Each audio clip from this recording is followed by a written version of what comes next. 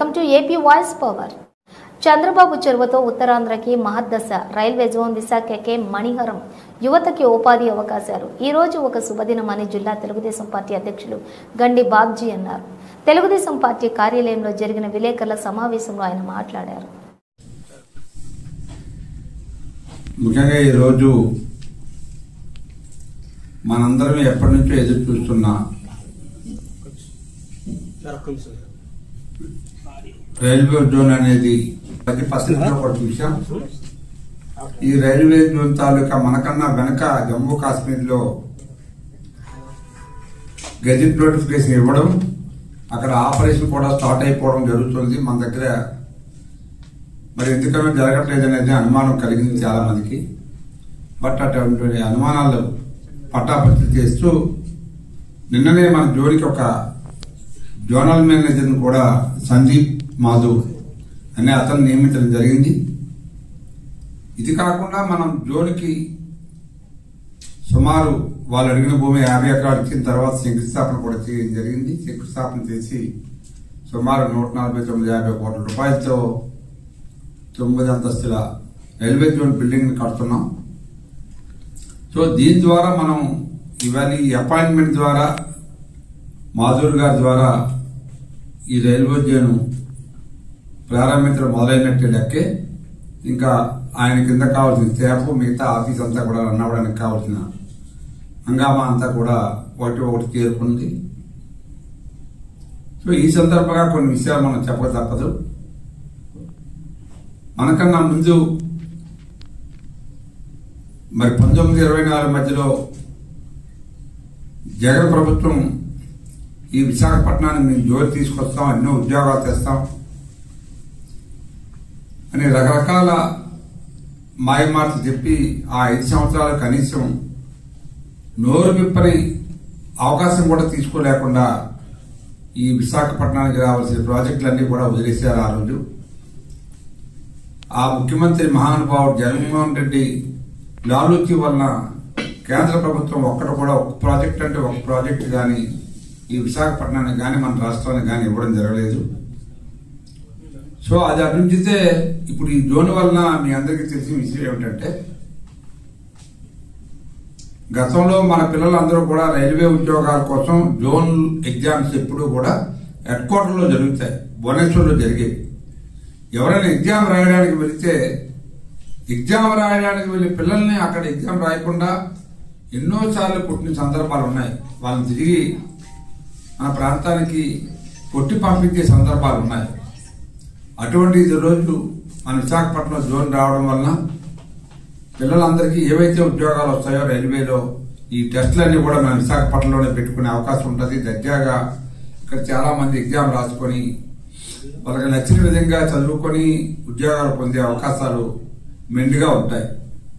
ఇవి కాకుండా ఇక్కడి నుంచి మనకు కావలసిన రైళ్లు ఎక్కడికి కావాలంటే అక్కడికి, ఏ వర్గానికి కావాలంటే ఆ వర్గానికి ఇమీడియట్ గా రైలు సౌకర్యం తీసుకునే అవకాశం ఉంటుంది. ఎందుకంటే జోనల్ మేనేజర్ ఇక్కడే ఉంటాడు కాబట్టి జోనల్ మేనేజర్ అనేవాడు అట్మోస్ట్ పవర్ఫుల్ లెక్క. ఒక ట్రైన్ మనకి ఇమీడియట్ కావాలంటే అదే జోను భువనేశ్వర్ వెళ్ళి అక్కడికి వెళ్ళి అప్లై చేసుకుని మాట్లాడి తేవాలంటే ఒక జోను మేనేజర్ కావాలంటే చాలా ఇబ్బంది. 15 రోజులు అయితే గానీ ఒక ట్రైన్ అలాట్ తీసుకోలేదు.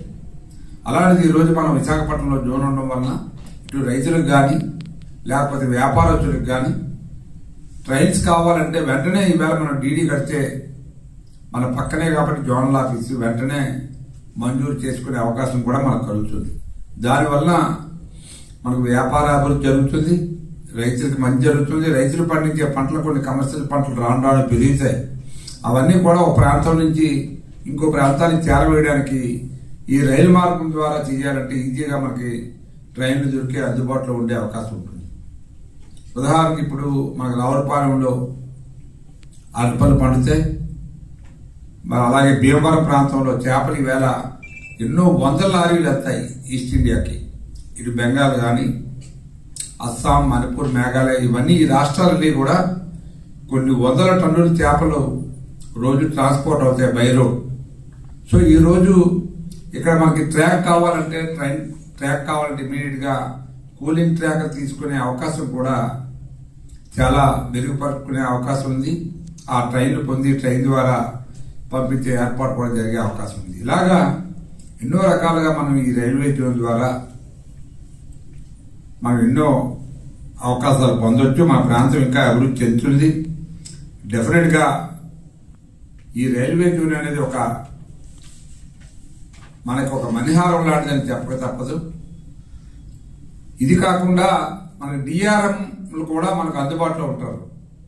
ఒక జోనల్ మేనేజర్ మన దగ్గర ఉంటే ఏ జోన్ నుంచి అయినా మనకి పని కావాలంటే డిఆర్ఎం ఆఫీస్ నుంచి, ఆ జోన్ కింద ఉన్న డిఆర్ఎం ఆఫీస్ నుంచి మళ్ళీ అక్కడ జోనల్ ఆఫీసర్కి వెళ్ళి పర్మిషన్ తీసుకొని తెచ్చే బదులు ఇక్కడే మనకి ఏ డిఆర్ఎం ఆఫీస్ నుంచి అయినా మనకున్న 3 డిఆర్ఎంలు ఉంటాయి.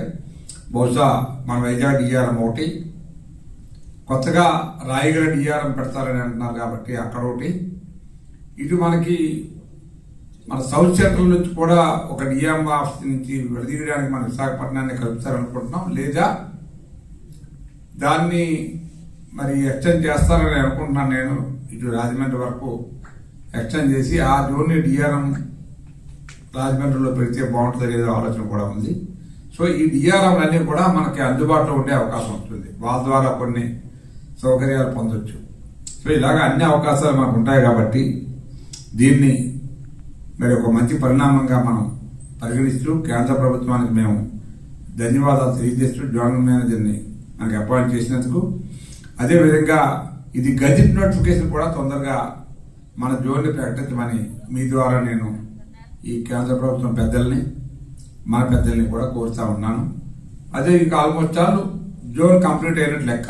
మన గజెట్ లో నోటిఫికేషన్ వచ్చేస్తే ఇక మన కంప్లీట్ జోన్ మన ప్రాంతంలో ఏర్పాటు అవుతున్నట్టు లెక్క.